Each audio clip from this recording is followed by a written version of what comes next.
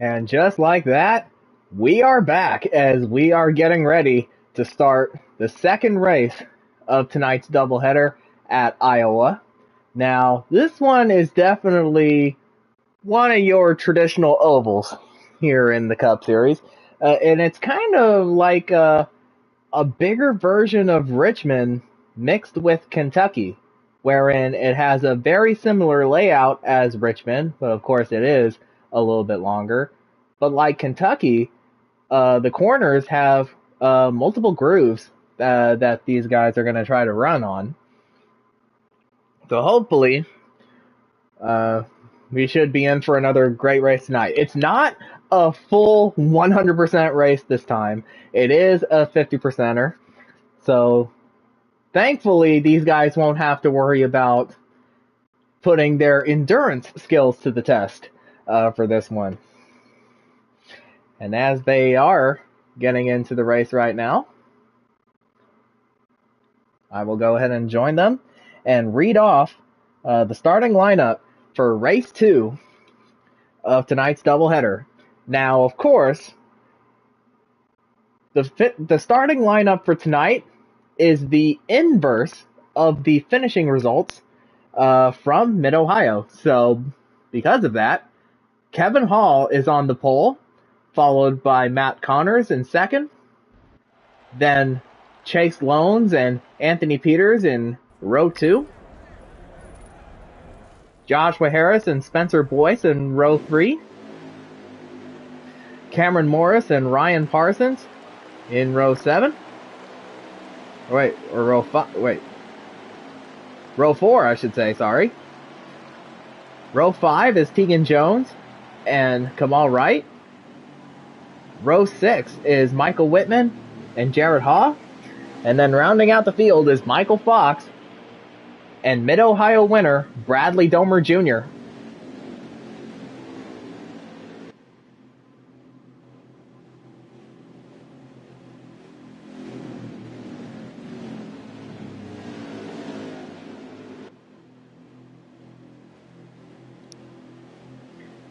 So Kevin Hall on pole and Matt Connors in second. As they're coming off of turn 4, let's get this second half of the doubleheader started. Green flag is out now. Go get them again. Sorry, outside lane. Yeah, that was me. My I got 4 damage now.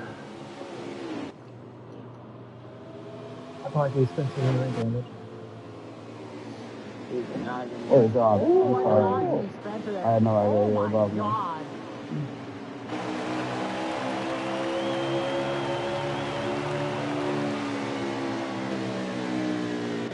I ain't got no damage. Oh yeah, I'm sorry, I had no idea. That really fucked me. Oh, that's a caution. Holy crap, that's a caution. That is a yellow and a half. I got through that whole shit. Neither did I. Almost had. It's like middle. We have a early caution. That was a sweet escape right there.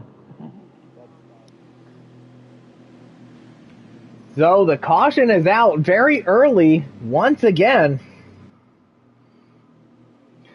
Of course, the caution came out on lap 1 at Mid-Ohio. Tonight, at Iowa, the caution comes out on lap 2.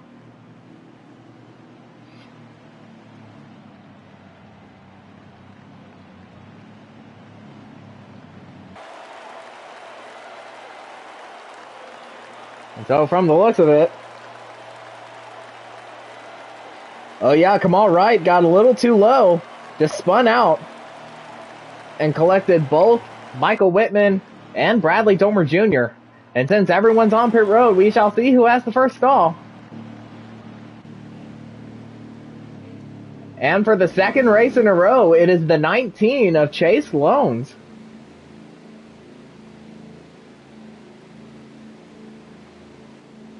Kevin Hall wins the race off.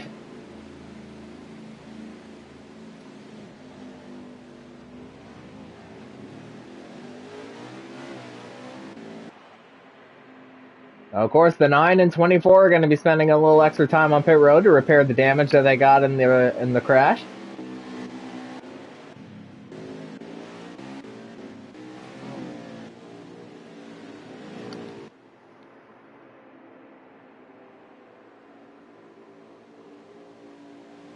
It looks like everyone is doubling up.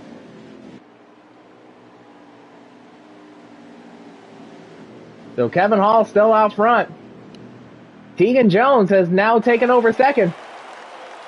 As the green flag is back out, and we're underway at Iowa again. You thought that was sexy, didn't you? Hey, sexy! Pit stop, boys. What a fucking pit stop. Oh yeah, I got 22 score. Oh, that's a good one. Oh, whoever took 2, good luck.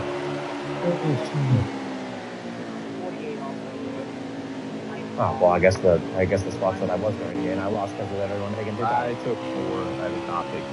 I did not take 2. I had games so I took 15 too, and it went to waste. What a shame. Not give us yes. Maybe. We'll slide down a little bit, yes. In the last part, I'm here. We got to be better on pace speed, guys. I'm flying back here. Yeah, I'm going 60. I'm at 65 trying to catch him. Oh, You know, that restart zone is actually really big for this racetrack. Which way you have mine, Killer? I don't know, 2 left. Oh, it's tight. I'm sorry, 24. You got tight up there. Oh my god. God, my car did not turn. Shit. Wow, no turn. Oh shit. My he's in the wall. To the wall. I'm not clear high spotter. There's clearly a red, white, blue car outside. Oh, now you say outside. Because I'm flying down the car now.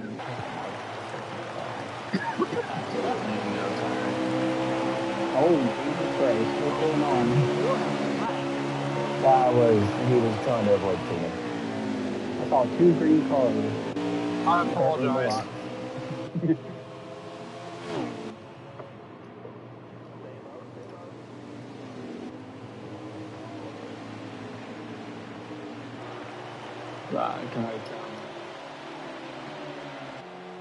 So Kevin Hall, after DNFing Mid-Ohio, still holding strong out front.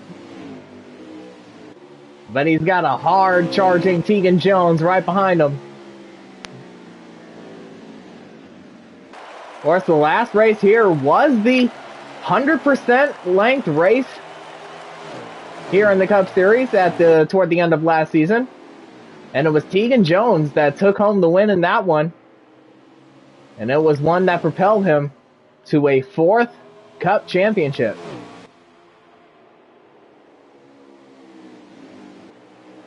And it looks like the top 3 have broken away. And then, of course, it's a hornet's nest from 4th on back.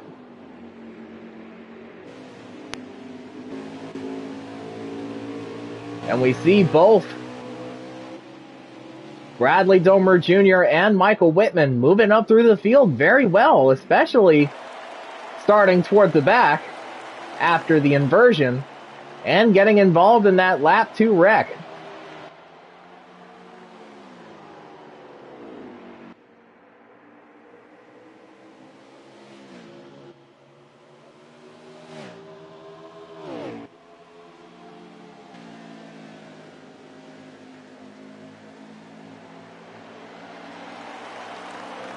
As Whitman is trying to get around the 19 at Chase Loans.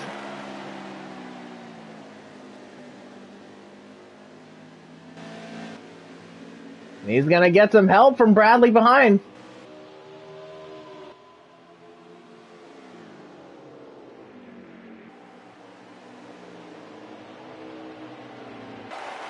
And the 19 is really fighting with Whitman. Of course, he clears Whitman going into 1, but coming off of 2, Whitman does have that run.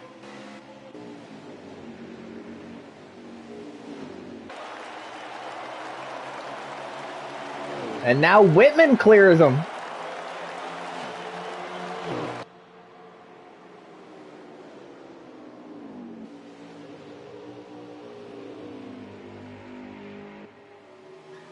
That puts Whitman up to 5th in the top 5, and now Bradley underneath the 19.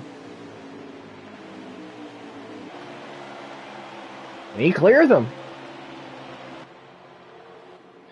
And now we have a battle for the lead, or at least we had a battle for the lead.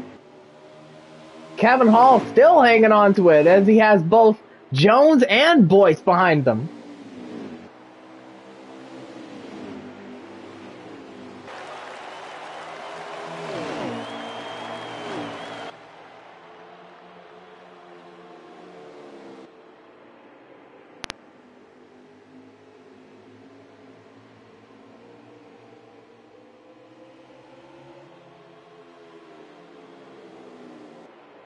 Jones really on the back bumper of the 48.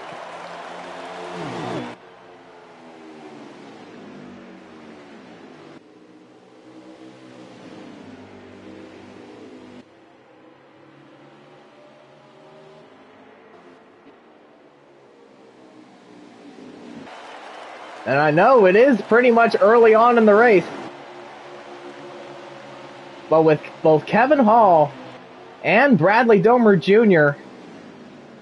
winning both races in the previous doubleheader, how wild would it be if history repeated itself tonight in this doubleheader? Well, we already had Bradley winning at Mid-Ohio,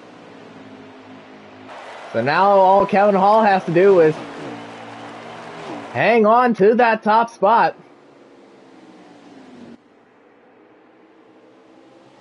And he'll win Iowa.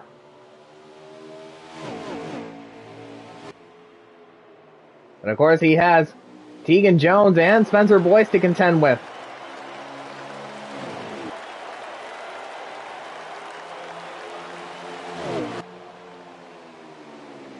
Jones trying to take the high line around.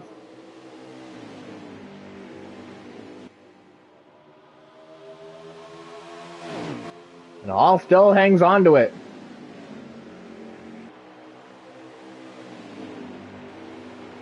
And all 400 cars are currently occupying 4 of the top 6 spots. So yet another very strong run for the Hendrick team this early on. And Spencer Boyce is way up high, trying to get a run. And he does. He's on the inside of Tegan Jones for second. Little bit of contact between those two. Of course, whatever feud they had started at Mid-Ohio is carrying over here in Iowa. And here comes Tegan Jones for the lead.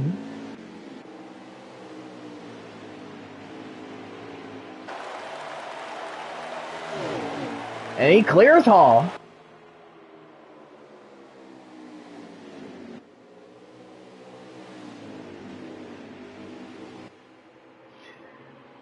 So how about that? Tegan Jones, in the span of 2 corners and a straightaway, he's taken over the race lead. And Spencer Boyce has taken over second.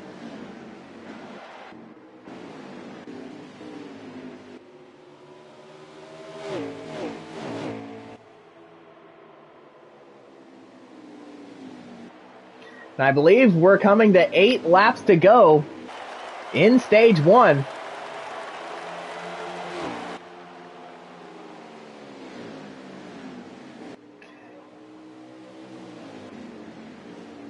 Now, of course, while everybody has settled down here, I do have to say that the last race at Mid-Ohio, I kind of borked the audio for the broadcast, as I forgot to turn on my headset.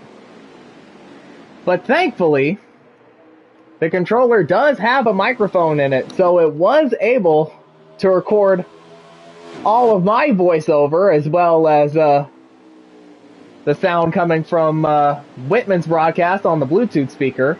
But what it did not get is Bradley's audio for his post-race interview. So I do want to clarify that as we're well underway here. So if you do go back and watch the Mid-Ohio stream, you will be able to hear my voice. Just not Bradley's at the very end.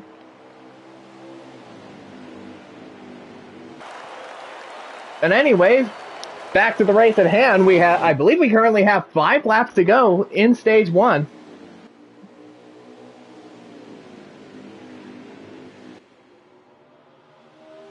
Oh, Kevin Hall into the wall.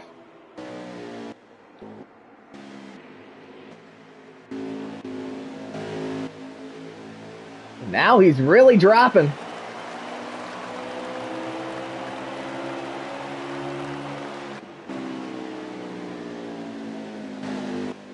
Either way, and now Kevin Hall's pulling over, or he got loose. Man, Hall is really dropping like a stone here.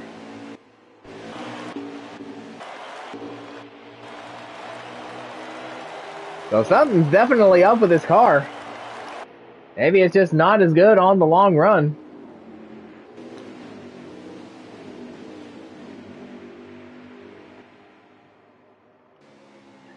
Either way, Hendrick Motorsports still taking over 3 of the top 5 spots. I believe now we have 2 laps to go in stage 1. And Spencer Boyce really trying to make that high lane work.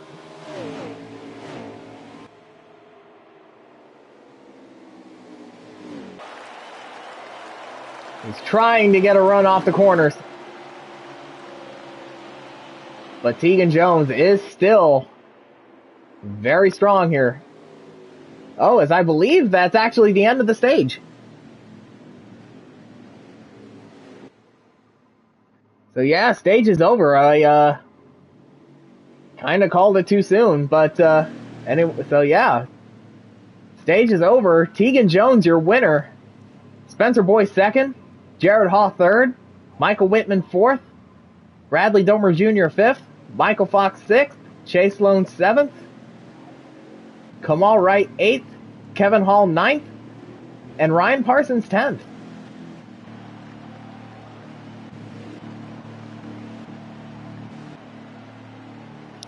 Now I know for a fact that Chase Loans does have the first pit stall, so we will follow his view.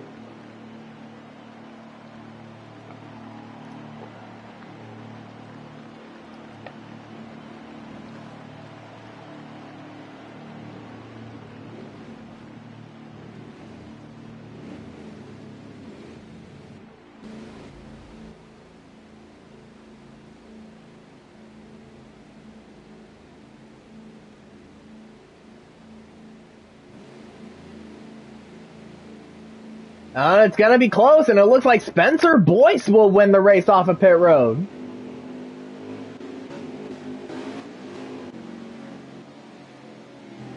So what a job by the 18 team. Getting their car out front.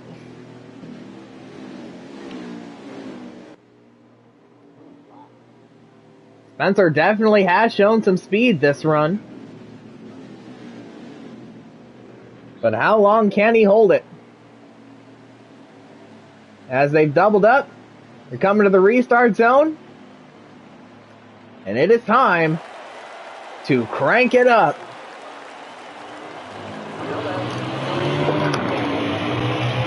Sorry, Matt. A little lag from the 19. You're good. You're good. Not terrible lag, just a little bit from the 19 there. Oh my God. Jesus!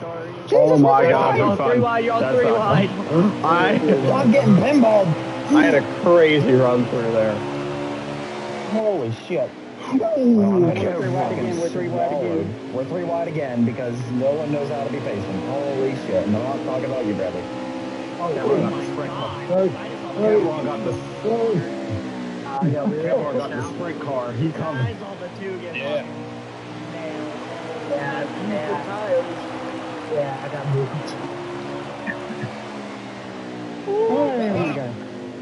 Mine killed.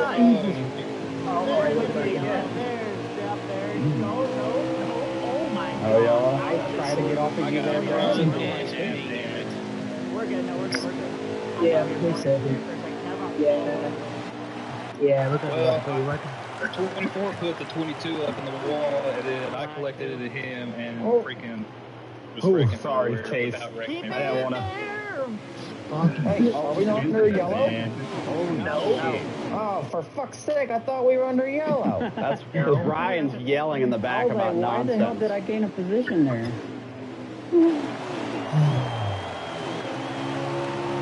This has happened before to me.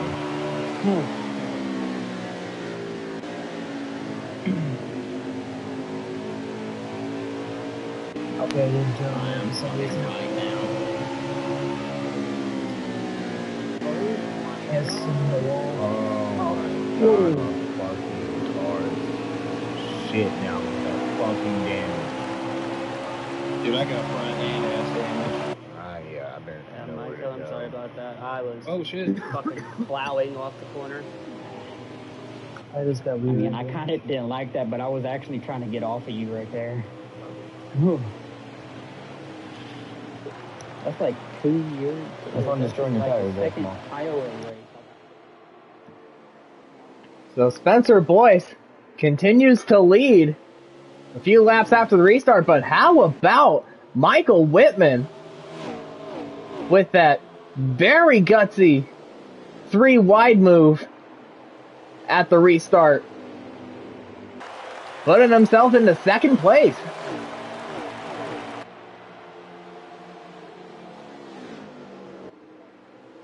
So he has definitely rebounded nicely from that lap 2 crash that brought out the caution.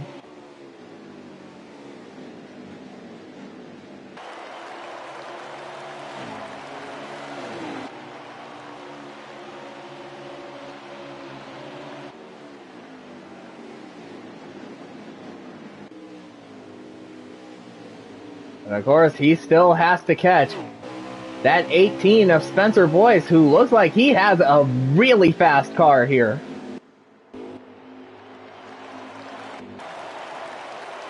And of course, Spencer Boyce, the current points leader in the midweek series.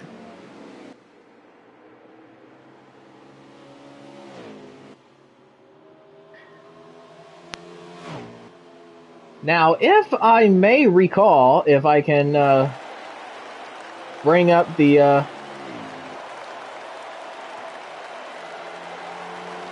winners' banners here. Yeah, Spencer Boyce, he won the midweek race here when they ran in the trucks. And it was his second win of the season. So Spencer definitely knows how to get around here at Iowa. And he has shown some speed here in the past, but he just hasn't had the finishes to back it up.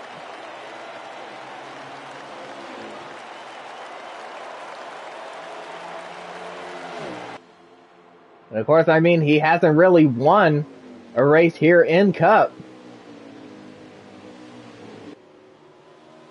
So his fortunes might turn tonight.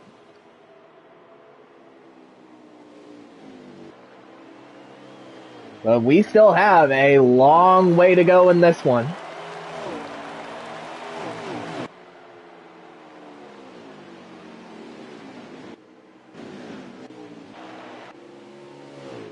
And meanwhile, everyone from second on back is running in one very long single file train. And Michael Whitman is leading it. And he is currently the highest running of the 400 cars. as Bradley tries to pass Tegan on the outside for second.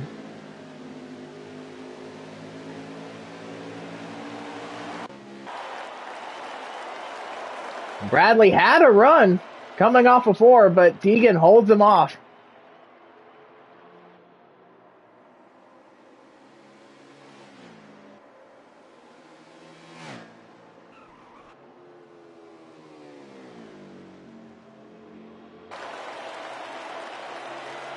And now it's looking like Michael Whitman's pulling away.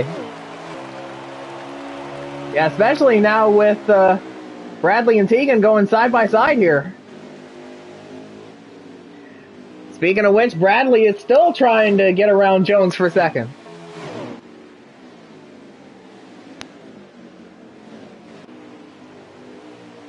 Bradley clears him.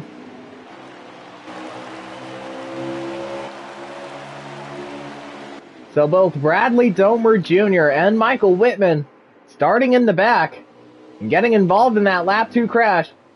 They're running second and third right now.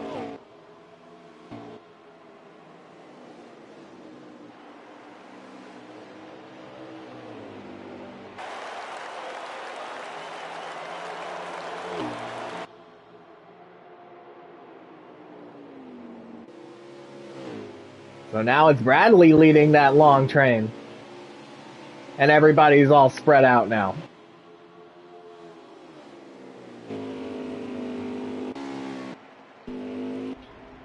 And it looks like Kevin Hall is out again.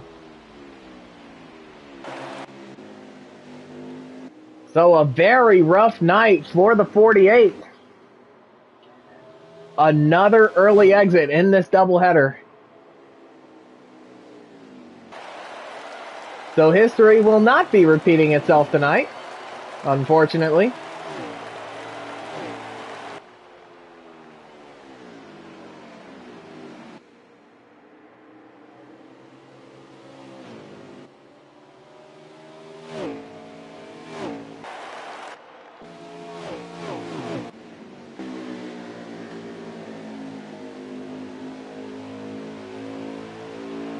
Now pretty much everyone from third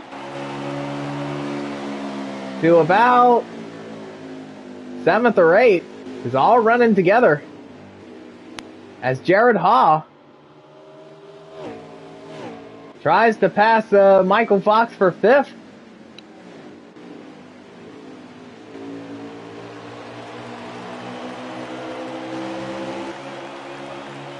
And they are still side by side.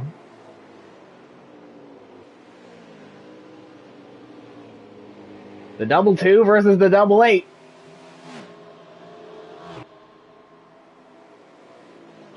And now Kamal Wright's looking to get involved in this.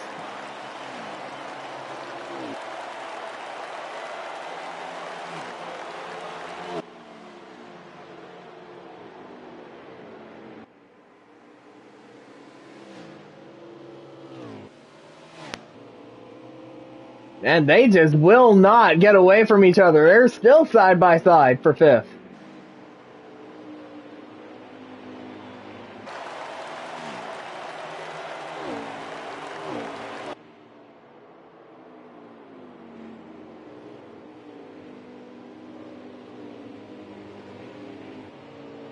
And they are still side by side. So yeah, that definitely proves that Haw is able to make the bottom lane work, and Fox is able to make the top lane work. But it looks like the bottom lane's going to win out this time. And Fox hit the wall going into 1, but he's still there as, yeah, now Haw has cleared him.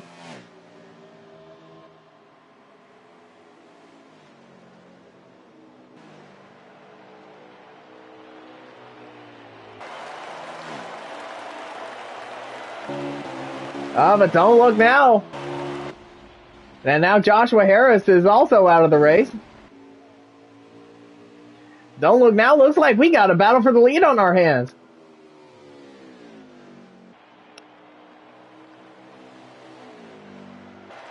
As Spencer Boyce is now under attack from Michael Whitman in the 9.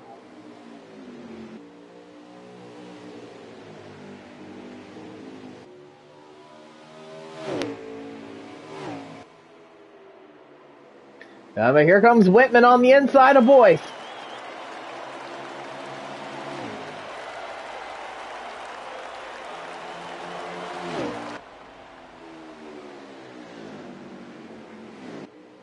Side by side for the race lead. Again, much like with the battle between Haw and Fox. But Whitman was able to make the low lane work, and Spencer made the high lane work for a little bit, but Whitman had the speed, and he gets around Boyce. So now put Michael Whitman out front, and Spencer Boyce gets into the wall. So he's definitely lost momentum from that.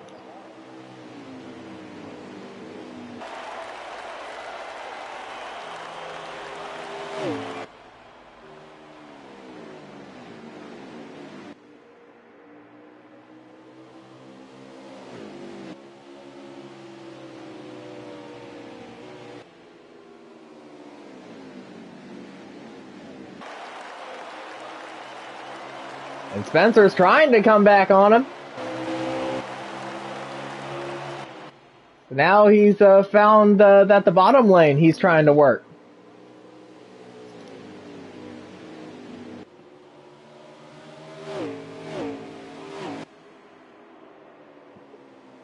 But it definitely looks like Whitman has the speed to hang on to it.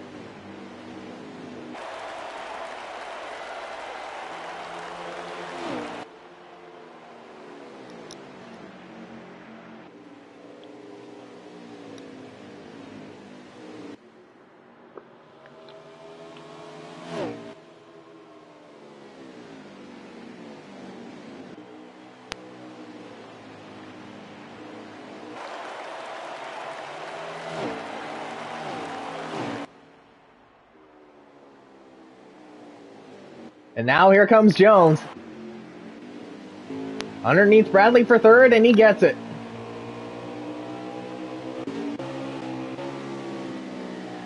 But now all of a sudden it looks like Spencer's car is falling off.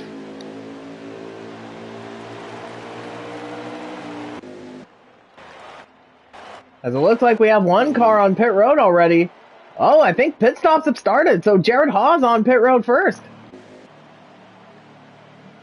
He also got the 24 and the 22 win. Now Spencer's coming in. And Jones is in, so... yeah, Tegan Jones passed Spencer Boyce while he's coming on to pit road, so... yeah, he definitely gained a spot out of that for sure.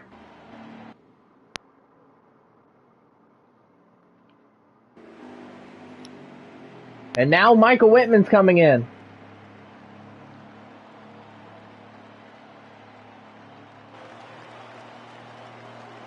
We have definitely passed the halfway mark.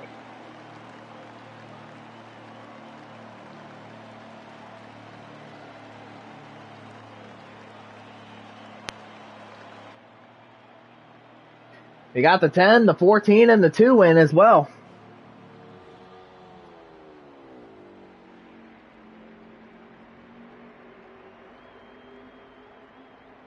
And these guys can run 40 laps on a fuel run before they have to come back in. So with 68 laps to go, these guys do have to make one more stop.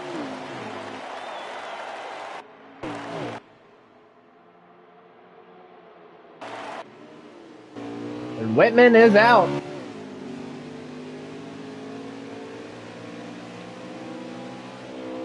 Currently running in second. And now Matt Connors is in. Of course, he took over the race lead. Not only that, but he lapped second place Michael Whitman as he was coming off of pit road.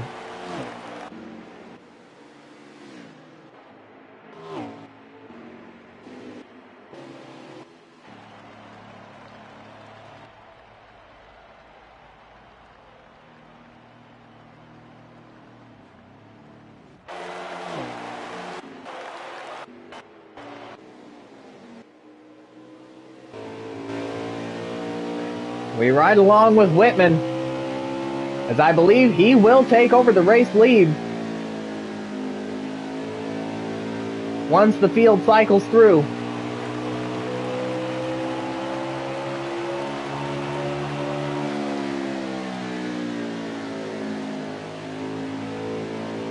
Yeah, he already has. So Michael Whitman back out front, with Bradley Domer Jr. in second and Jared Haw in third. So it's another 1-2-3 for Hendrick Motorsports at the moment.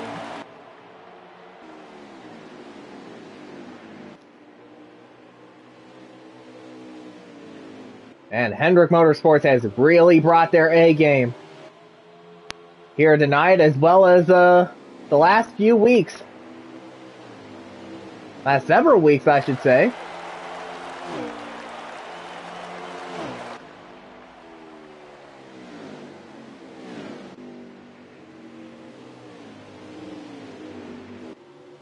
Of course, Hendrick looking for their 7th win in a row here at Iowa.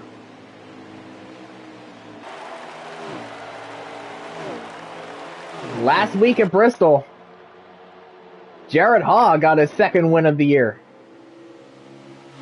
Tonight at Mid-Ohio, Bradley Domer Jr. got his 2nd win of the season. So will tonight be Michael Whitman's night to get win number 2?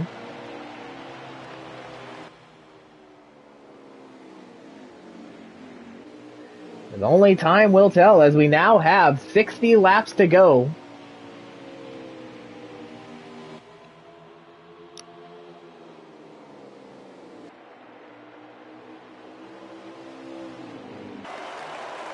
They're now coming to 59. And now Tegan Jones is up to 3rd.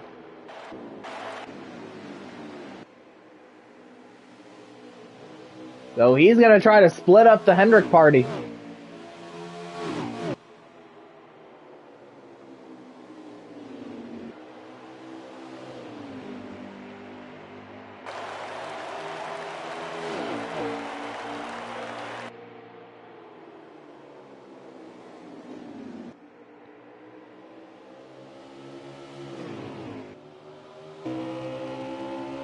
Now Whitman trying to pull away. But he has the lap car of Matt Connors to deal with.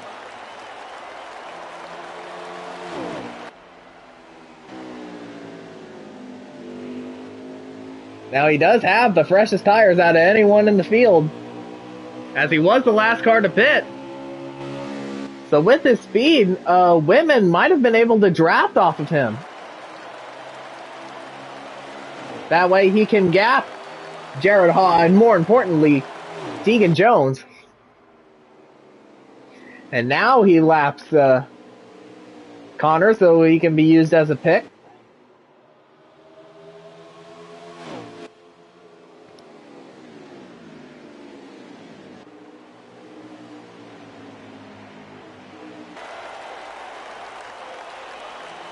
Now, of course, earlier this week, after he practiced for the midweek race at Phoenix, alongside myself, of course, we both also ran a few practice laps in Cup here at Iowa to sort of get Whitman ready for this race.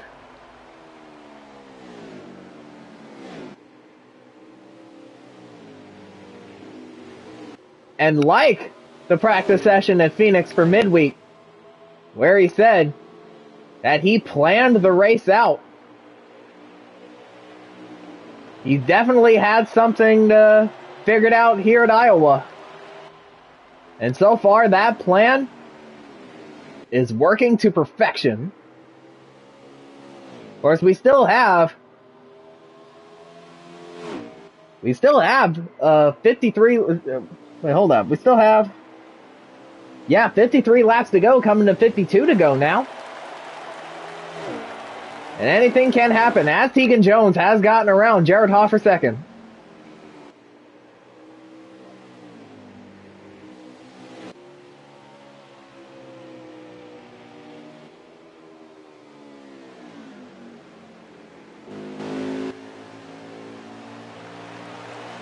And now Connors just gets out of the way of the 2nd through 4th running cars. Or the 2nd through 5th running cars.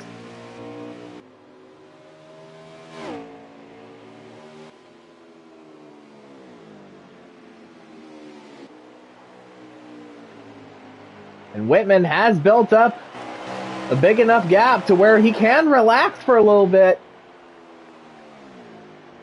But I wouldn't let my guard down because Tegan Jones is currently running in 2nd place.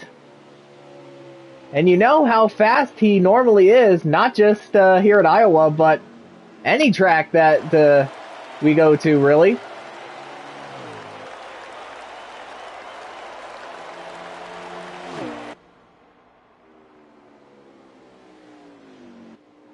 So I would not let the pressure of Jones running in 2nd get to you.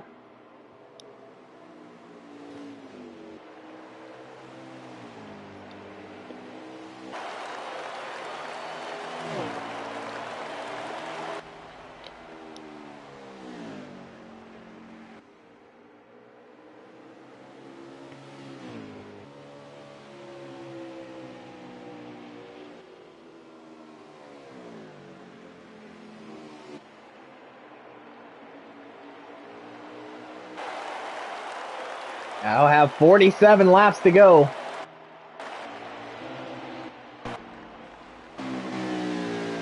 Looking in on Tegan Jones, currently running in 2nd place.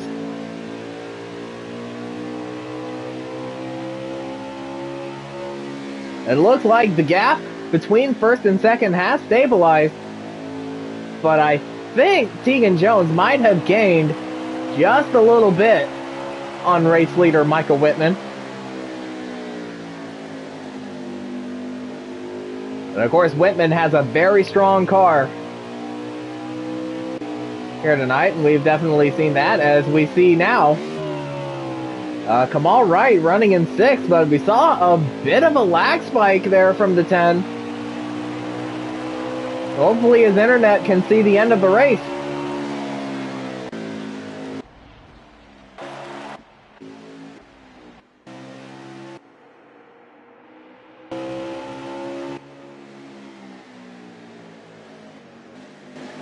Now we're looking in on 3rd place, Jared Haw. He hasn't let Tegan Jones get away from him, though.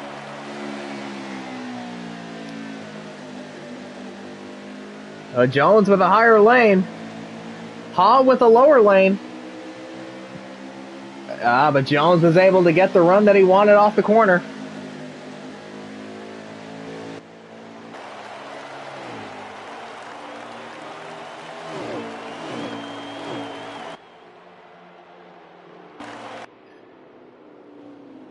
And now we have a battle for 4th brewing between the 24 and the 18. And now Haw gets around Jones on the high side. So Jared Haw, using the higher lane, has gotten around Tegan Jones for 2nd. And so with his teammate leading, he'll definitely try to slow Jones down. But of course, he also wants to go up there and challenge for the win.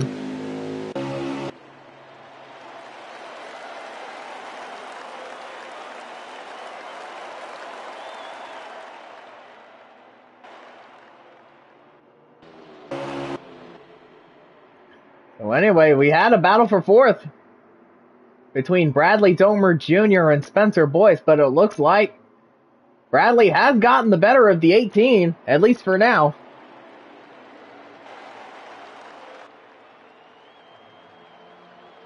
Meanwhile, Michael Whitman still out in front. I think he might have gained on the 88.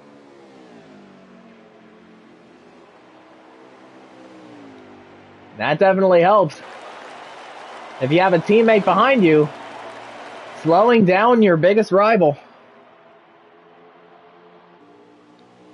Because we now have 39 laps to go. So yeah, we're pretty much almost at the end of this thing already.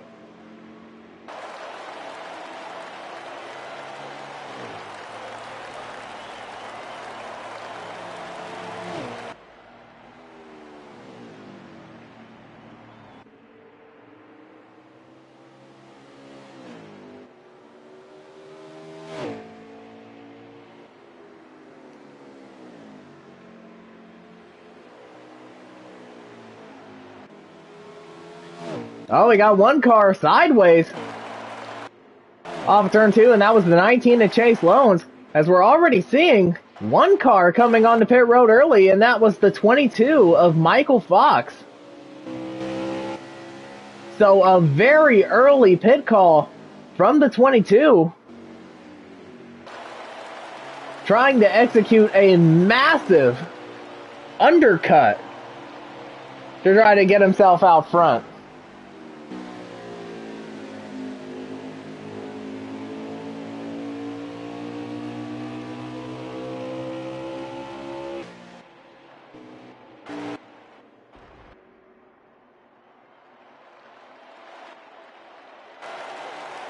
So now with 35 laps to go, Michael Fox with a very early pit stop as Michael Whitman continues to lead.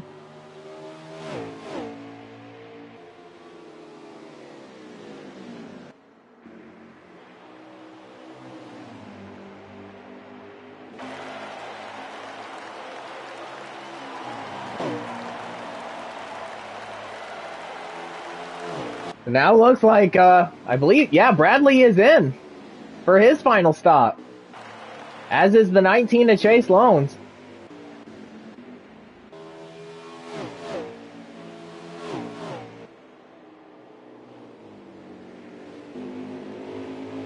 So now Spencer Boyce still in 5th, as he did get around Bradley when he came on the pit road, but Kamal Wright got around him.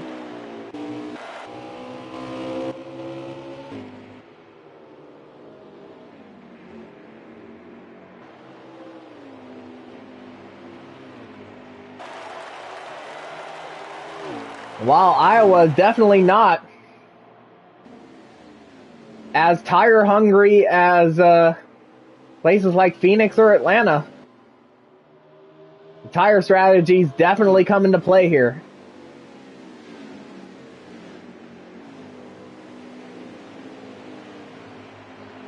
And we definitely saw that with the 22 and the 24 making early stops,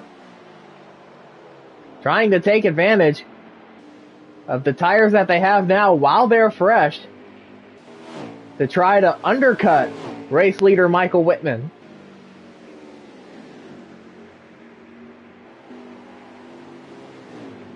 And now Whitman is in. Oh, he just barely missed the commitment line. But the game took control of his car. So there will be no penalty for him. So a very close call from the 9. And I know that pit entry on some tracks like this have not been his strongest suit, especially at Richmond.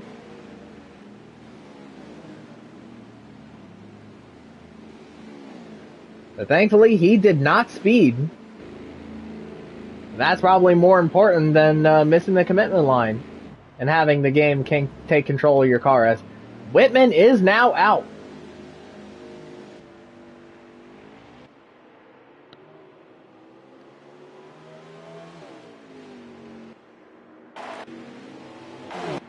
So currently Tegan Jones is your race leader, and now he's in.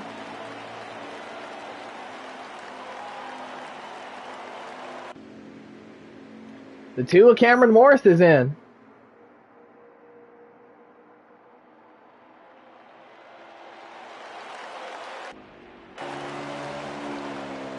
And now let's see how the field cycles out.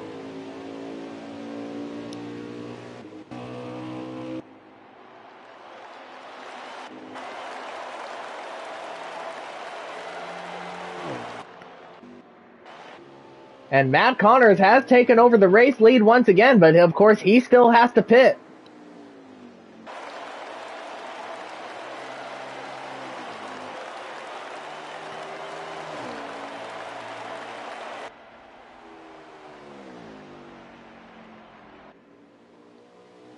And he is currently a little under 7 seconds ahead of Michael Whitman.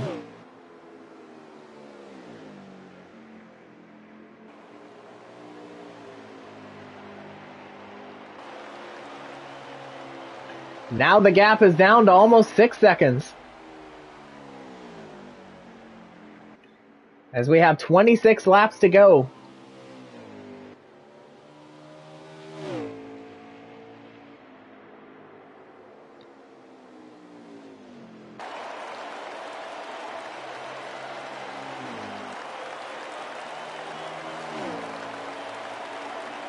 Of course, Connor's going off strategy with the rest of the field.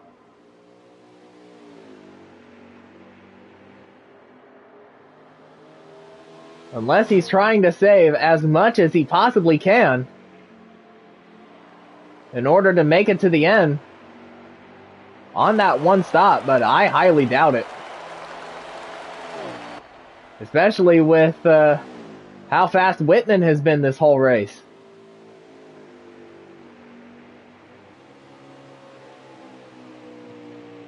We currently have 24 laps to go, coming to 23 to go.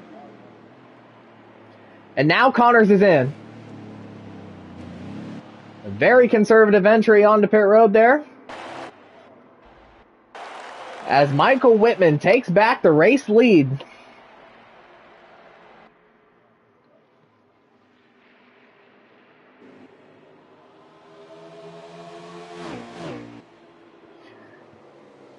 So now Michael Fox is currently in second. But Jared Haw is almost able to make quick work of the 22.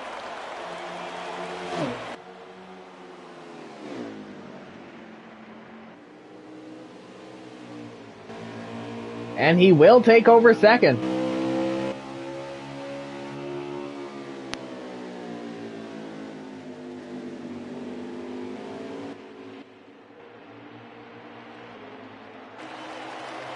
So Whitman is your race leader. Jared Haw currently in second. Michael Fox third. Bradley Domer Jr. fourth. And Tegan Jones rounding out your top 5.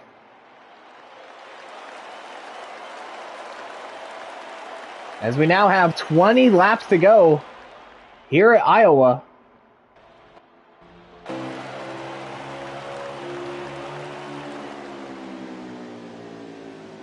And now we have a battle for 6th. As Kamal Wright and Spencer Boyce are going at it. Spencer pulling the old switcheroo.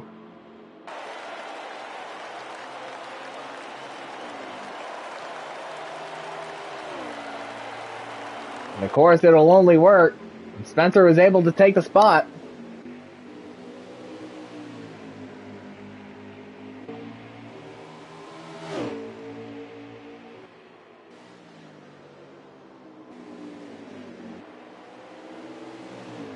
And they are still side by side for 6th.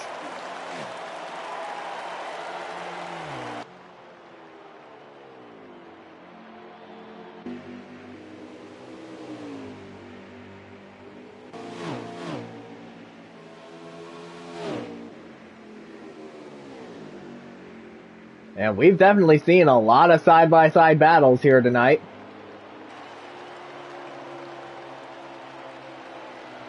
With the 88 and the 22, and now the 18 and the 10.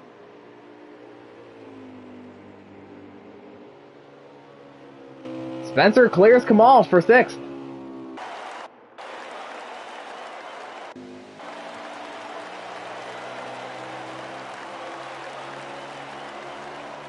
And now we have a battle for 3rd. It's the 4 and the 22. Dean Jones and Michael Fox. As Whitman crosses the line with 15 laps to go.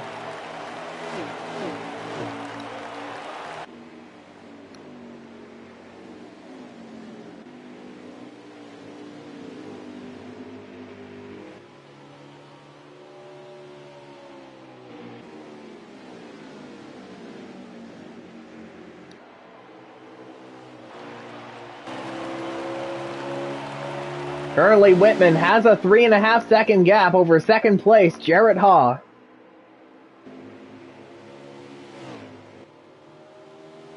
Of course, Haw finished third at Mid-Ohio after dominating pretty much the whole race before some costly mistakes resulted in a third place finish. He definitely has a chance to one-up that result tonight in race 2 of this doubleheader.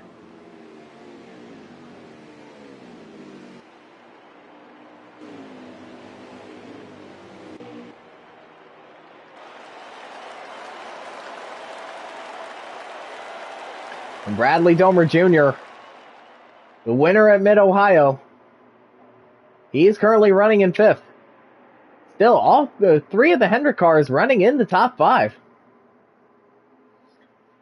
So yet another very strong overall team effort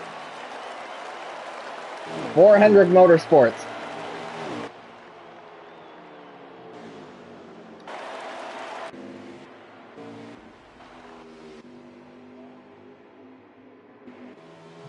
For Spencer Boyce running in 6th, he definitely showed some speed. But it was only on the short run. He couldn't really do it on the long run as Whitman now has 10 laps to go.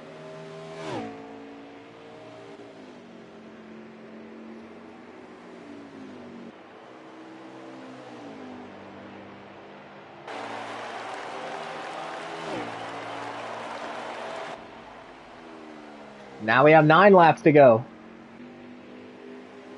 So we are now in the single digits.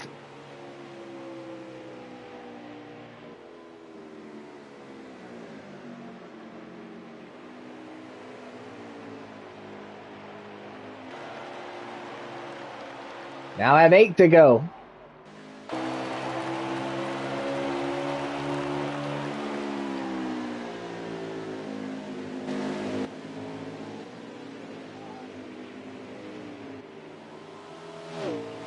There's still an almost 4-second gap between first and second.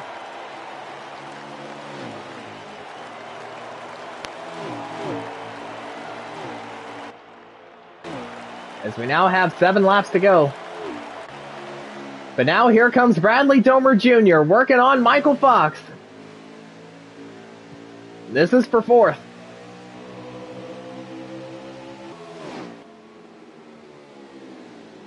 Bradley clears him.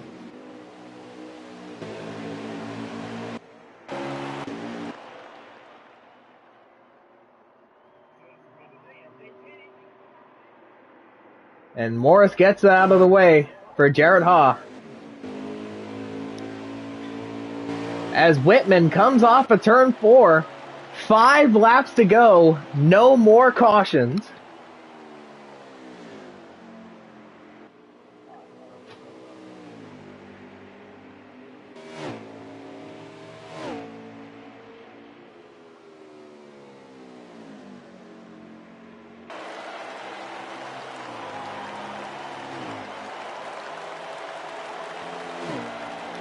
Now we have 4 laps to go.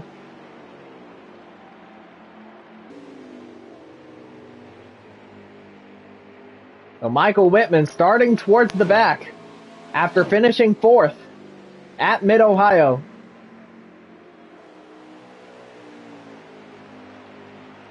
And getting involved in that lap 2 crash that brought out our only caution for an on-track incident. But he was able to make the adjustments that he needed to make and run the race that he needed to run. And now, coming off of 4, he is 2 laps away from joining teammates Jarrett Haw and Bradley Domer Jr. with 2 wins of the season for 3 of the Hendrick drivers.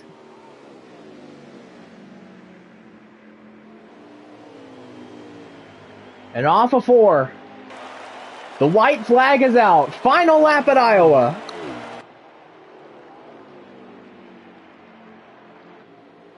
Another very strong run tonight for Hendrick Motorsports, and in Iowa in particular, it is Hot Honey Whitman. As he comes off of turn 4, it's lucky number 7 for Hendrick. Michael Whitman wins at Iowa.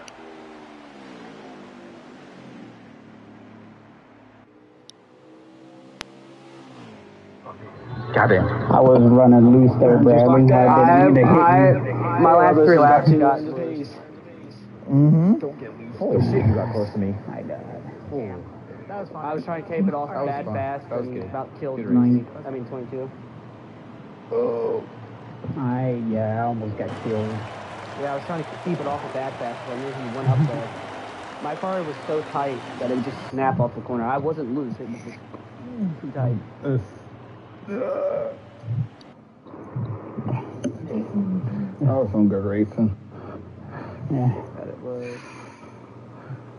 I thought Spencer would try it, and I was like, okay, it worked. I'm going to try it too. I almost killed Spencer too for that plowing. I'm telling you. I'm telling you, that plowing is no joke. This is the worst car I've ever had at Iowa. I don't know. I think last year you was pretty dog shit after the second half. It got really tight. I feel like I'm just way tighter this race than... And it's Tegan Jones that sets the fastest lap with a 22.9.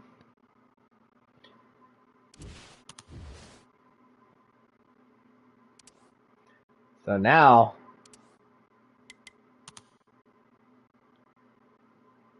let's get race winner Michael Whitman in here. I almost said Tegan Jones.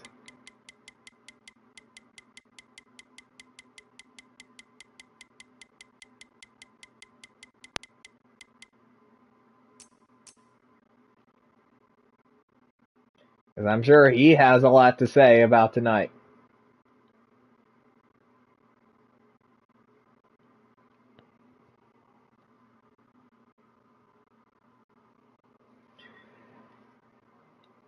And there is your race winner, Michael Whitman. Another very strong result for not only you, but all of Hendrick Motorsports tonight. But of course, it didn't come, perfectly, especially early on in the race with that lap 2 incident. So, how was your race overall? Just had to be patient the whole time. Cross between patience and aggressiveness, and I think if you can hit that fine line, you'll be in a good spot. A track like Iowa, it requires you to be pretty spot on, consistent, and to not get in over your head at all. And whenever we started the second stage, I had a hole, so I took it, made an aggressive move to go outside 3 wide, and made that work. And I was, Spencer pulling away. I knew where my car was strongest was on the long run. So I knew eventually I felt like I'd get back to him. And that's, the last 10 or so laps of the run is really where my car comes in. And I feel like I gain the most time on people. I'm able to kind of be even for most of the run, but then towards the end, I can really, take some time out of people. So just trying to be patient and knowing what my car was able to do and just kind of being in that headspace all race of just being patient and knowing that I'll end up where I needed to be. Now, of course, earlier on in the week, when we had our practice session for the midweek race at Phoenix, we also ran a little bit at Iowa with the Cup cars. So, was there anything in that practice session where you said, yeah, this will definitely work for the Cup race on Sunday? Really, I kind of know what I have at this point. It's just getting practice to have familiarity and reps at the tracks to really feel confident in it. Like how I ran in last year's race, even though I didn't win, made me feel confident heading into this race, just because I was able to have a pretty commanding second place finish. Obviously, you remember Tegan was able to save fuel and take one less stop than all of us, but I felt really, really strong in that race, and I just knew that if I could get the familiarity, back from what I had in that race, I'd be in good shape, and it worked out pretty well. Yeah, it was a very productive practice session between the both of us earlier in that week. Two But good ones for me. yeah, two very good ones for you, I'd say. So yeah, you said before Phoenix, like you definitely had that race planned out. Would you also say that you had Iowa planned out? I did have a strategy plan going in, but I just once I got to the lead and I had the gap that I did, I kind of just called it on the fly. I let some people short pit me depending on how far back they were, and then others kind of I'd react to them. Um, so I kind of just wanted to play it safe and, excuse me, just like watch everybody around me and see what they did first before I made any moves, because I kind of had a strategy I wanted to pull, but when you're in the lead, you kind of control things, so you don't need to get aggressive like that. And I just was kind of letting everybody make their decision. Then I pit it when I felt like I needed to. So I had a plan going in, but kind of called an audible there and just reacted to everybody else. And now going to Hendrick Motorsports as a whole, the team has now won 7 consecutive races, and now you join teammates Bradley and Jarrett Haw as the only Hendrick drivers to win multiple races this season. So, and I already touched on this with Bradley after he won Mid Ohio, but like, how do you feel about like this crazy momentum that Hendrick has right now? Yeah, we felt like we assembled a pretty good team heading into this year, but I don't know if in our wildest dreams we could have thought that we'd have a run like we've had so far. These last 7 races, I think it is, with 3 of us winning 2 and Kevron getting it at Road America.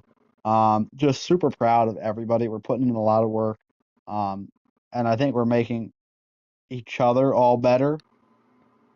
We're really just, putting in the time, and we're pushing each other, because there'll be a practice session where, I'll outrun JB or Bradley, and then that'll make them want to work harder. Then they come back and they outrun me, so it makes me want to work harder. And we just really are able to work well with each other and bounce off of each other. Um, Hate it for Kevron, because he had speed at Mid Ohio tonight, and if he was able to stay in that race, I wouldn't have been surprised if he was in the mix. I don't know if strategy would have been the best for him, but I know speed wise, he definitely would have been in the mix in that race. Just super proud of everybody on the team. It's not an I thing, it's a we thing. And I think we're doing a really good job with that. JB especially has really stepped his game back up this year. Bradley's doing his thing.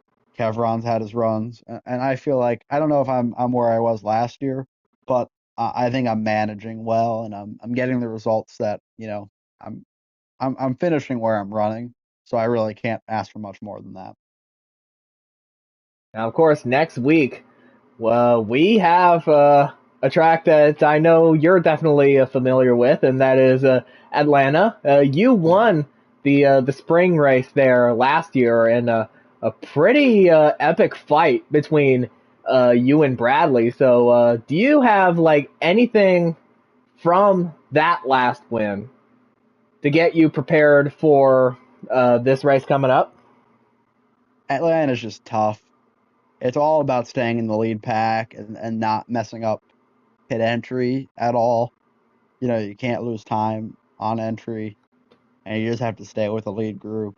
I've been fortunate to be able to do that quite a bit.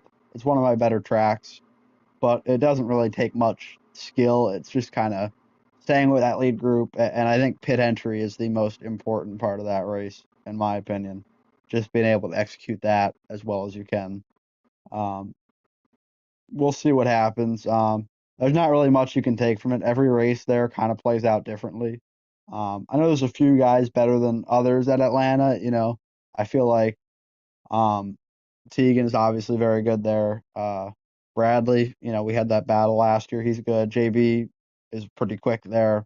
Ryan is very good there. So it'll be kind of between all of us to find out who can come out on top. But it'll definitely definitely be a tight affair. Yeah, and I can't wait to see that battle unfold, but not from where I'm sitting currently because I plan You'll be on on the running track, next right? week. Yeah, I plan on running yeah. Atlanta next week, so I kind of want to be out there and sort of get like a front row seat to all the stuff Yeah. that's going to be going on. Yeah. It'll be a wild one for sure. So you're picking a good one to enter. Yeah, I'll probably be in the back about to get lapped when I watch the I wouldn't whatever say battle that. out front. I wouldn't say that. Yeah. I think you'll do pretty well. Hopefully we can get together for another productive practice session this week so we can For sure. get everything sorted out there. But 100%.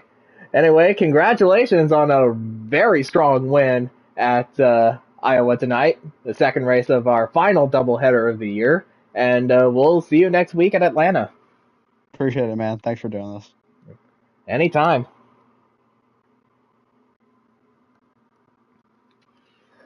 All right, I think next up is our runner-up finisher, that being the 88 of Jared Haw.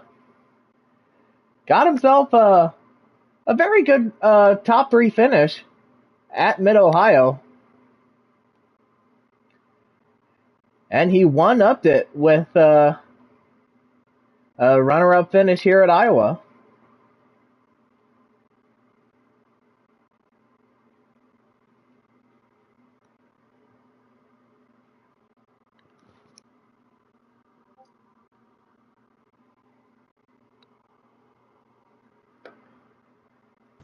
And there he is, your runner-up finisher, Jared Haw.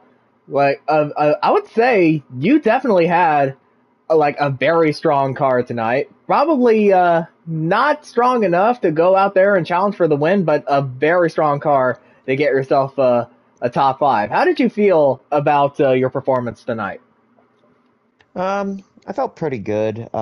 Mid-Ohio was just, I just got really loose there trying to save enough fuel to make it to the end properly and got loose out in the lead and let the other 3 by and then just trying to play catch up to them. I got back to them, but then still had to save a little bit. So finishing third, I'm just glad I got a top 5 there because I swear that my luck has been cursed at that track in this league.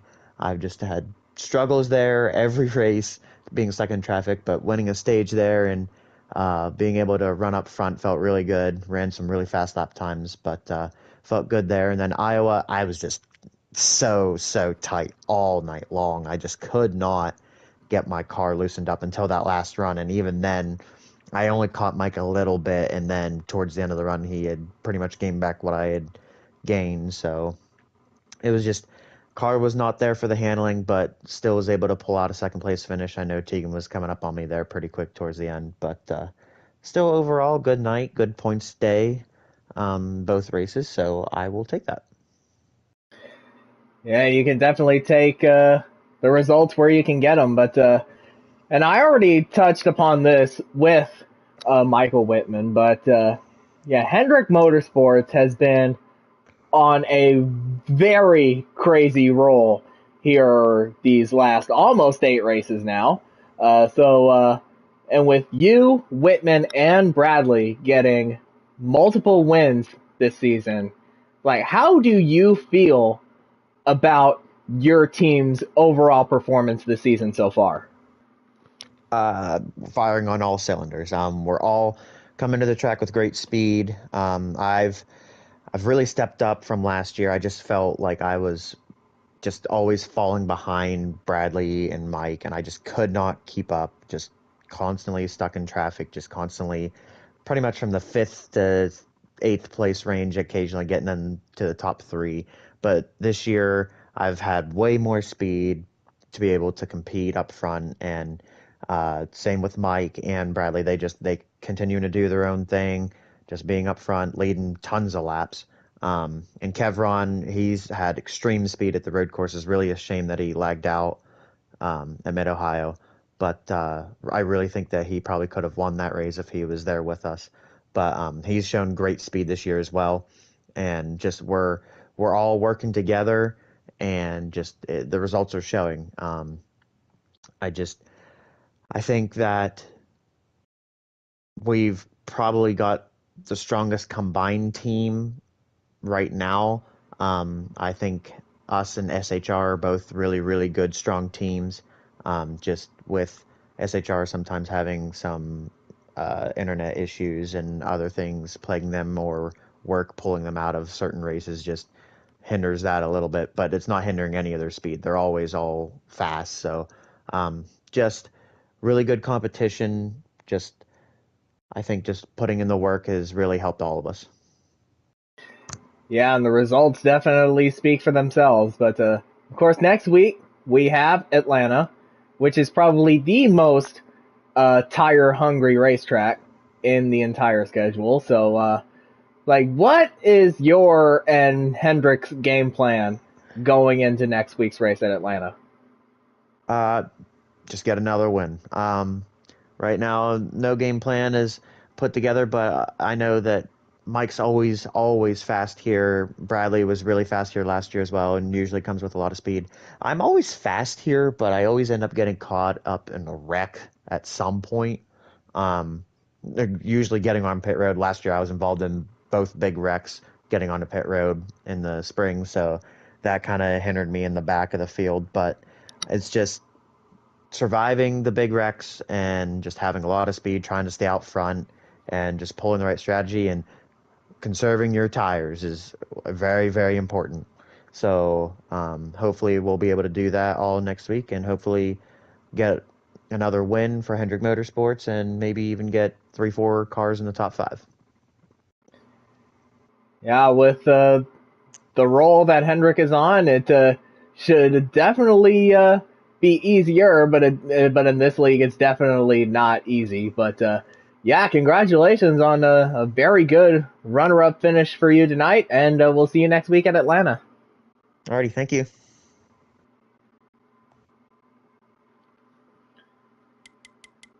And now we will bring in third place finisher Tegan Jones, who had one of the strongest cars, especially late in the run here at Iowa. But it was ultimately not enough, as he had to settle for a third place.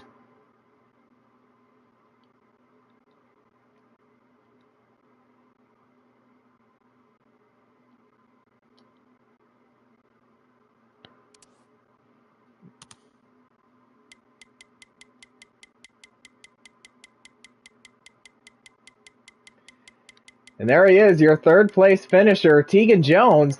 I would say definitely you've had another very strong result here at Iowa, but ultimately you ended up in third place. But I would have to ask, how was the race overall for you? This track's a fucking shithole. I ain't never seen a track do a complete 180 from when we started on this game, and Heat 4 for that damn matter, to now. It's just fucking so damn tight, and you stay so tight during the whole run till the last 10-15 laps, then it just gets loose off. It's still tight all the way through the corner till you get about the mid off, and then it just slides out from under you through on both ends, and you just have to steer out of it. And I'm not the only one. You can see JB was struggling with it. You can see Spencer struggling with it. Ron was, Bradley was. The only one that seemed like he wasn't struggling with it was Michael, and I don't understand, because he runs a lower slaughter than we do. So I don't know. I hate this fucking track. I'm starting to hate this fucking game, and that says a lot, because I used to defend it because I was so good at it. But it seems like this game changes, I would say by the season, but it seems like it's changing by the month now, or by the week. And that's saying something, considering we had a fucking DLC or an update for that reason, for changes and shit. So it's like I said in the lobby during the race, maybe we are wrong. Maybe 704 knew what they were doing, and they're changing this shit without fucking DLCs. Maybe they are the fucking smart ones and we're the dumb ones. I don't know. I fucking hate this place, and I'm starting to hate this fucking game because it seems like now you have to run these fuckers loose to be fast, and it's just not like the short run; it's the whole run. Like you don't lose enough speed if you're loose the whole run for the guys that are set up for the long run to catch you. You run just loose enough to short pit it and then get back out there and do it again. So that's something that I'm going to have to apparently start working on starting this weekend. I've already got a plan with some teammates. So hopefully we'll get something figured out at Atlanta and get some of these good tracks. I feel like some, the oddball tracks, the ones that are kind of either tight or loose, depending on lobby, are out of the way now for a little bit. So now we're going to start hitting some mile and a halves, which seems to really be good for my team, it seems. Yeah, I can definitely tell by the sound of your voice that, it was a strong result, but yeah, it definitely came at a cost in terms of, tight versus loose. But before we get to Atlanta, I do have to ask, like, you were like one of the fastest cars like that later on, like in the run. So obviously you didn't have enough to catch Whitman, but do you have like anything to build off of as we continue on through the season based on tonight's performance? Well, you finally figure out some adjustments, but you also got to remember that you're also on a little bit short of a run. So, the issue that I was having with it being tight, the last 10 or 15 laps of a fuel run, I didn't have that on that last run because we were 10 laps shorter on the fuel run. We only had to do like 30 instead of 40 for that last run. So it didn't show up. It was actually starting to show up there at the end when I was catching JB. But yeah, I finally figured out an adjustment, but who knows if that adjustment's going to be good. I know how to adjust cars. It's just with this game, you seem like now you have to adjust for short run. You can't adjust for long run. And if you do it for a long run, you're getting lucky if it stays under you. So I'm going to go in, after this week knowing that I gave up a couple points at the road course because I wrecked myself and had damage. That probably cost me at least a spot, maybe two in the finishing results because I had to save fuel there at the last. I was going hard. I made a good adjustment this week. I probably should have won 2 races before this, at Michigan and Bristol, if it wasn't for JB and having controller issues. So there's 4 of us with 2 wins, but technically they could have been one of us, me with 4. So I'm going to go, into Atlanta and whatever's after that. I think we got another fucking road course, which is unfortunate, but we're getting them out of the fucking way. That's fine with me. But, it is what it is. I know my tracks where I'm going to be good at, and I know tracks I need to work on and the ones I care about working on. So, and right now I just don't care about the road courses. I was out of the picture now. I finally got my win there last year. We had field mileage, and we only run it once this year, so I ain't too worried about it right now either. So I'll just go on to Atlanta, expecting a really good result, and probably be disappointed if I don't get at least a top 2 finish. Yeah, we do have a road course after Atlanta, and it is Canadian Tire. That's what I figured. Yeah, so Another shitty one. Yeah, yeah, another shitty one for sure. But yeah, you've definitely. I was gonna ask about Atlanta, but I think you've definitely hit the nail on the head in terms of what to expect from you going into next week's race. Well, the thing about Atlanta is it's a drafting track, low draft even. Everybody kind of stays in line, especially if somebody gets out ahead, and everybody definitely stays in line to try to catch that leader. And it seems like I'm the victim of that, 9 out of 10 times, and then the 10th time is Michael Whitman. So other than that, it's probably going to be a pissing contest between me and Whitman. Seems like we always, are butting heads at that track. We did in the truck race a few weeks ago. So as long as we don't get pissed off at each other, I guess we'll call it a good race, because it seems like every time we leave this racetrack the last 4 years, it seems like we kind of, one of us is mad at the other. So. Yeah, of course, we definitely can't wait to see what you do over the next few weeks, hoping to get your groove back, as it were. But yeah, very good third place result for you tonight, and we'll see you next week at Atlanta. All right. Thanks for doing what you do tonight. Of course, anytime.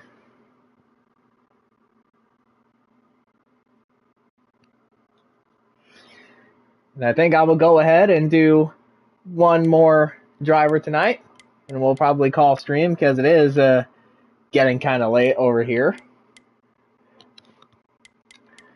And that will be your fourth place finisher, Mr. Spencer Boyce.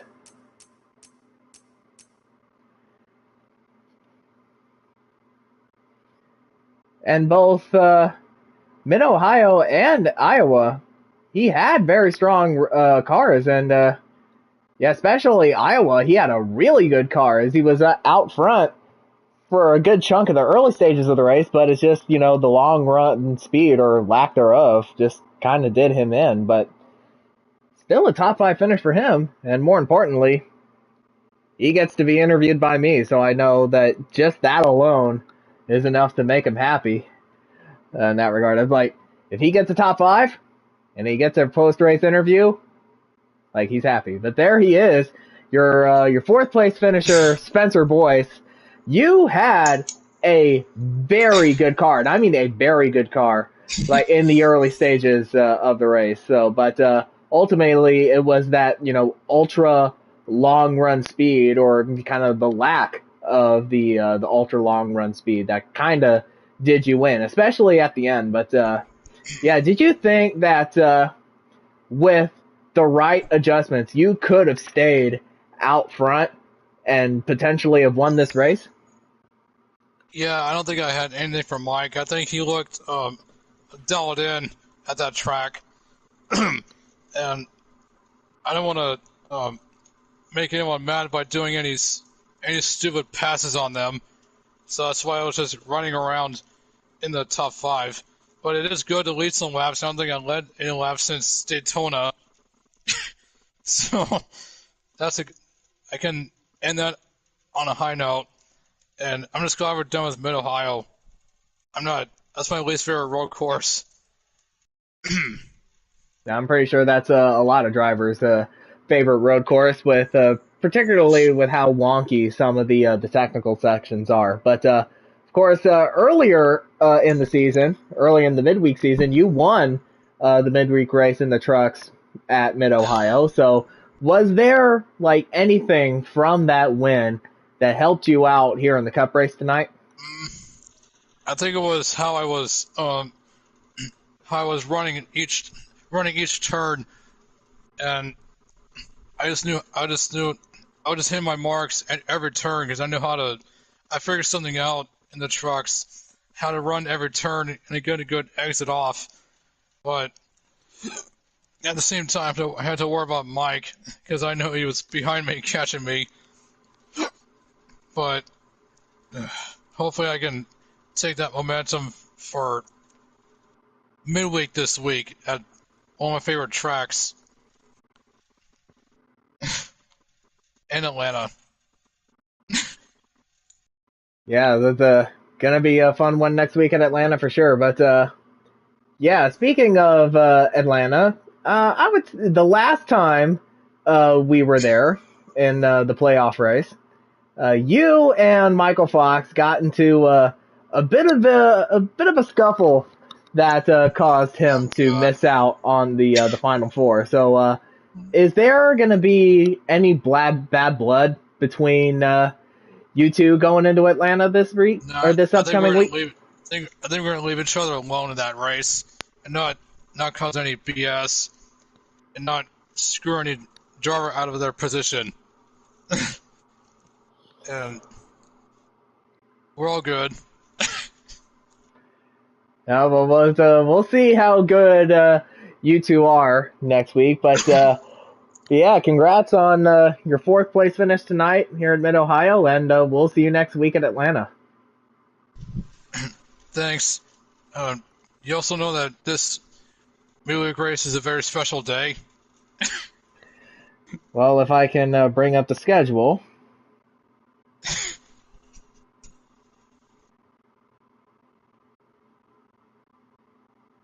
And I'm guessing we are running Darlington for Xfinity.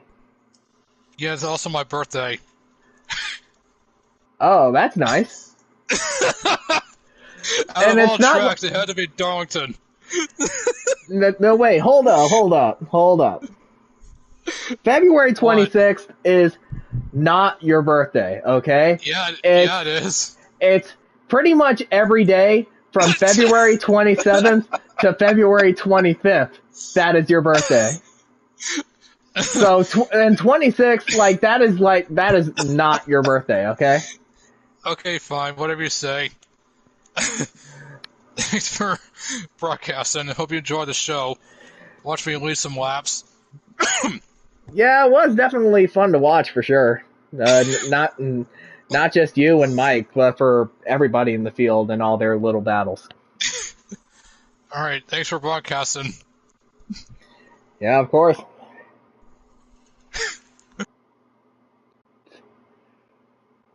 Well, whenever you interview Spencer Boyce, you kind of have to reference the little in jokes that we make about him when we're not on track. But yeah, the doubleheader is done.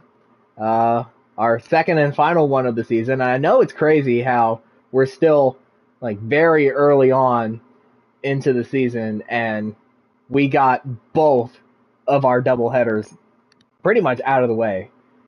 So hopefully we won't have to worry about any more doubleheaders from here on out until next year, of course.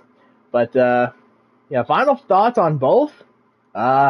Mid-Ohio was another crazy road course race at a very crazy road course, and we saw a lot of guys going wide and a lot of guys spinning out in that one particular hill section of the track.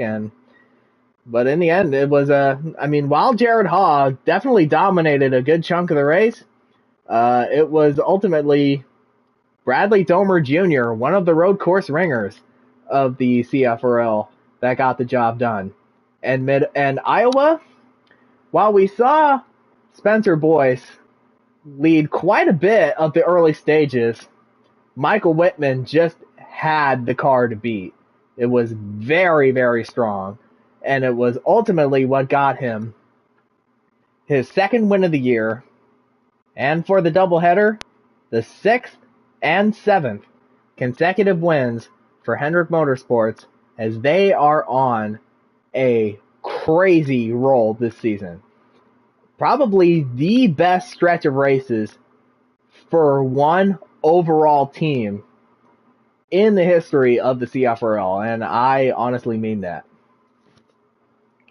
So now that we got the doubleheader done, we can now focus our attention on next week's set of races. And of course, this upcoming Wednesday is the midweek race at Darlington, which is, of course, an iconic egg-shaped oval, which definitely presents challenges for our drivers, especially going into turn 3 and 4. And then, of course, next Sunday night, we will be running Atlanta Motor Speedway. Now, you won't have to worry about me being in the booth for that race next Sunday, because I will actually be participating in it. So, much like with the 500 back in January to start the season, it will be pretty much my car's POV with hopefully the rest of the race chat. Oh, and I see that Tegan has joined the party. Are you looking for Kamal or? Oh, well, I feel like, since I interviewed the top 5 or the 4 drivers and you know what I'm talking about. I've interviewed from Mid-Ohio. Yeah, because I already interviewed Bradley, and so the top 4 tonight, it kind of makes 5. It is it's kind of odd because interviewing Bradley after the race, and we kind of had to get Iowa going, so that's kind of why. So you cut off at Spencer then, right? Yeah, I'm cutting off All with right, I was Spencer. just gonna make sure. Yeah, so I'll let Kamano. all right, my apologies because it was a kind of an odd situation with the Yeah, no, you're good. doubleheader. I don't think he cares either way. So, but I'll let him know.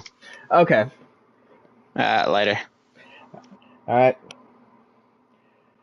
So anyway, we will as I was saying, I will be competing at Atlanta, and like the 500, it will be my car's POV, and hopefully since we were able to get the whole field in the PlayStation party, you'll be able to hear everyone else uh, talking and doing their thing. So it should be hopefully be more entertaining of an in-race broadcast than the 500 was, because we were all in Discord and you couldn't really hear Discord.